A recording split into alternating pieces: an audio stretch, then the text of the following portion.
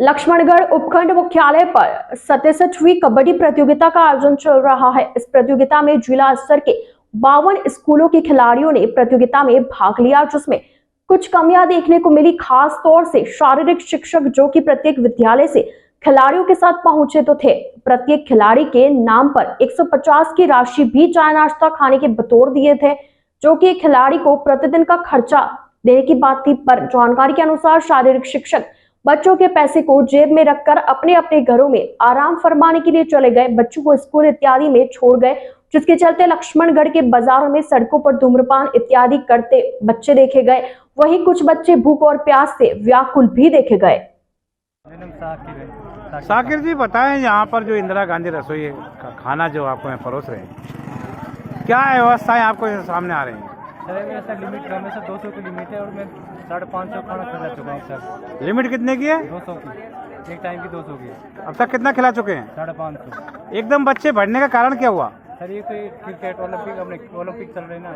अच्छा, और ये भर्ती चल रही है SSB मौजपुर, जिसके कारण अब क्या लिमिट बढ़नी चाहिए? आपकी लिमिट बढ़नी चाहिए। यहाँ पर खेलकूद प्रतियोगिता का आयोजन चल रहा है और लगभग 50-52 विद्यालयों के छात्र यहाँ पर कबड्डी प्रतियोगिता में भाग ले रहे हैं। ऐसे में क्या है सुविधाएं इनको सामने आ रही है, क्या कहते हैं? जो भारत सरकार ने ओलंपिक खेलों की योजनाएं बना रखी हैं, इन पे कम से कम लक्ष्मण में 50 से 55 टीमें आई हुई हैं, जिसमें छोटे बच्चे भी आए हुए हैं, 10 से और 15-25 साल तक के।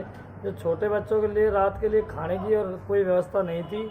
बाकी जो हमारे स्कूल प्रिंसिपल साहब की तरफ से रहने की व्यवस्था थी, रहने की व्यवस्था अति उत्तम थी। पर भूख के बारे वो बेचारे कभी इस इंदिरा रसोई से इस इंदिरा रसोई पे आते थे, इस इंदिरा रसोई।